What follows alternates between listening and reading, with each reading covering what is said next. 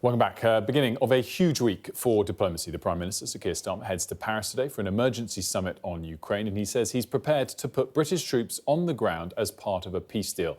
But European leaders are not represented at peace talks between the US and Russia, which could start as early as tomorrow in Riyadh. Joining me now is the former US National Security Advisor, Lieutenant General HR McMaster. A very good morning to you, General. Thanks so much for joining us. Hey, good morning, Wolf. Great to be with you.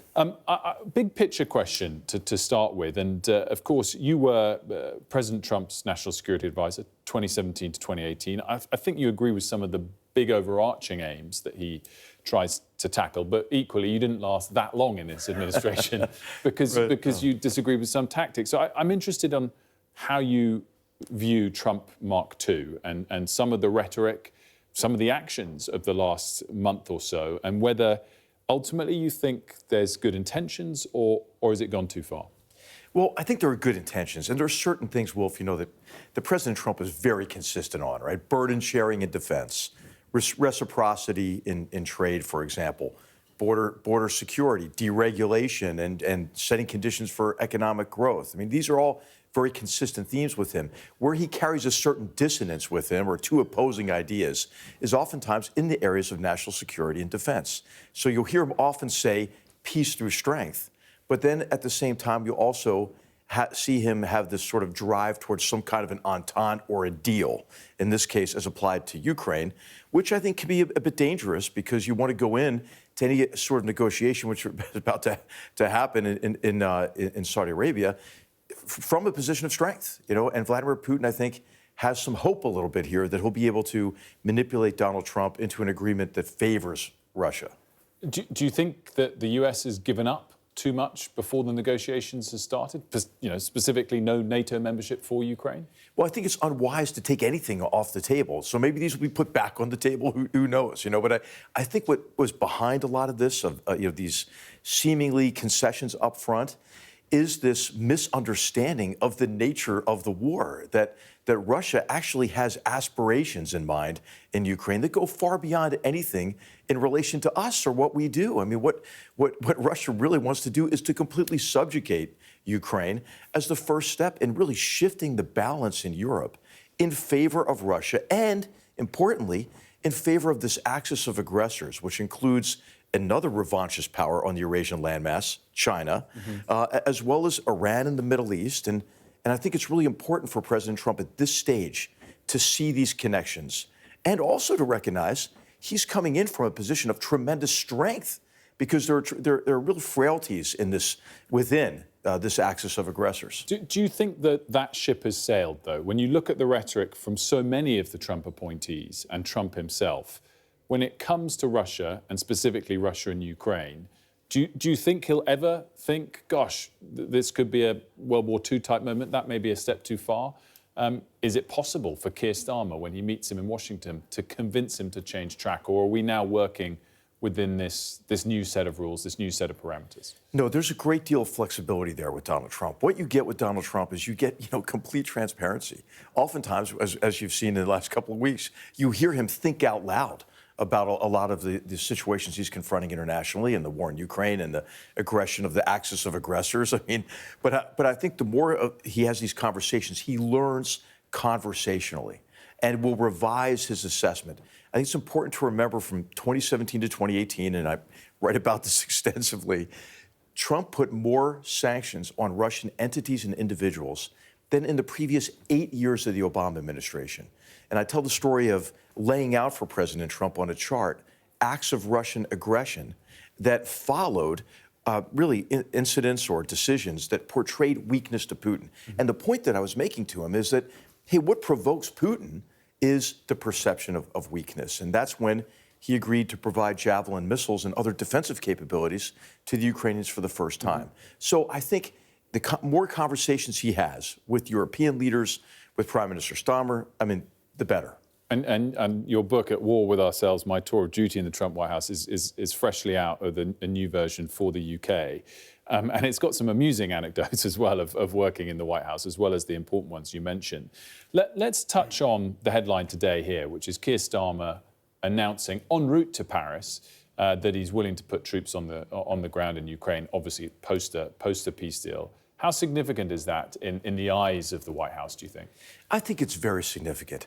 And I think what is really important here is how much there's been continuity in the British position here across now two governments, and that bipartisan support for Ukraine has been significant because it's really been the UK that has pushed ahead in support for Ukraine. I think one of the reasons we're in the position we're in is the degree to which the Biden administration meted out assistance to Ukraine and tried to manage the conflict. When in fact, if they had been able to just give everything that Ukraine needed up front, then I don't think we'd maybe even be in this position because Russia is taking like unsustainable losses already, and it was the UK that provided some of the new lethal capabilities early and pushed the United States to do the same. I'm interested in your take on where European defence spending is. I mean, the UK is at 2.3%. Some are expecting the Prime Minister to announce 2.5 quicker than otherwise. Is 2.5 irrelevant now, or is it a bit rich of the US to sort of change the nature of what the pledge should be? I mean, things do change, but it's in light of where our finances are in this country, it's pretty hard to get to much more than that anytime soon. I think what's important just to remember in general is, hey, it's a heck of a lot cheaper to prevent a war than to have to fight one. And I think what's more important than the 2.5 or 2.65 debate that I read about going on here in the UK is what kind of force do you want to have? And what you need is you need a military force that can operate for sufficient duration and an ample scale to prevail in a conflict, hopefully as part of an alliance like within NATO. And that's really what is at stake. I think what's happened is we have traded off for way too many years now capacity in our armed forces for what we believe were going to be more and more exquisite capabilities that would guarantee our security. Well, hey, guess what? We've seen our enemies, potential enemies, adversaries, develop countermeasures to those capabilities. Do you think the UK would be capable of having a genuine peacekeeping force in Ukraine based on the current state of our military? Well, I don't not the UK on its own, I don't think, because of the size of the armed forces. Now, you have a tremendously capable, professional force, that I would want to pick first to fight alongside within an alliance or a coalition. But it's just the question of scale, the depth in the armed forces. Can Europe do it on its own, or does the US have to be involved? And when, again, going back to all the rhetoric we see from President Trump and his new advisors and team to say that they're not going to be a part of anything like that, is that a bluff to get us to spend more, or is it a legitimate threat that worries you?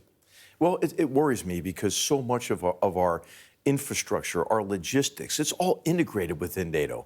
And that's what allows us to burden share. And this is, again, one of these elements of dissonance with President Trump. He wants more burden sharing, but at times he can be skeptical of the alliances that actually make that burden sharing feasible and possible. I think, though, what he would want to do is take credit for some increases in defense spending because he's cajoling everyone into it. And, of course, what's important to remember is he's not the first U.S. president to make this case. I mean, this has been across multiple administrations. And the American people in particular, I mean, they have a sense, many of them have a sense, that Europe has been free riding on the largesse of American taxpayers. Mm-hmm. And that's a real sentiment in the United States. President Trump didn't create that. He kind of more reflects that, I think. And it's important, I think, for all of us to recognize it's a very dangerous period. Heck, North Korean troops are fighting alongside Russians in the first major land war in Europe since World War II. What's the message of all of this to China? Because on one level, you're maybe saying that we'll boost NATO in the long term and Europe will boost its defences in the long term. But in the short term, you're sort of pulling a little bit back from NATO whilst sort of appeasing, potentially, at least from some of the rhetoric so far, someone for incursion into foreign territory. Is this a green light to China to take Taiwan? I mean, how are they interpreting it? Well, it really depends on how these negotiations pan out. Are we going to let Russia offload the cost of this war, the $1 trillion of damage they've done to us and everybody else, or are they going to have to take responsibility for the damage that they've created? Will Ukraine's sovereignty really be protected against what we know what will be a sustained campaign of subversion, even after a ceasefire? Remember the failure of the Minsk agreement in 2015. Let's not replicate that.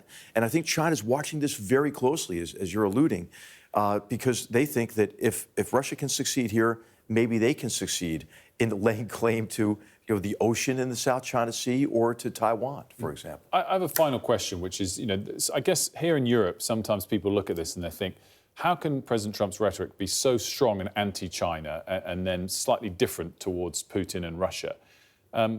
Is there something more to his relationship with Putin specifically, or is it just his tactics? What does that come down to? I think it's really this old idea that it's not good to have really two revanchist powers allied with each other on the Eurasian landmass. And there's this nostalgia, I think, for policies and foreign policies of the 1970s to try to divide Beijing and Moscow. But I think you can't do that these days because of the nature of the strategic partnership, the partnership with no limits, right, between Putin and Xi Jinping. I think what is the tremendous opportunity now is to glue them together, also with the Iranians, all of whom have really big economic and financial difficulties facing them. And I think now is an opportunity to press our advantage. Russia and China keep saying, we're seeing changes such that have never happened in a century. And what they're really trying to do is to replace the old order, the old rules of international discourse, and replace them with a new set of rules that's sympathetic to their authoritarian form of government. And in China's case, it's mercantilist statist economic model. President Trump really has an opportunity at this stage to make us tired of winning, as he would like to say.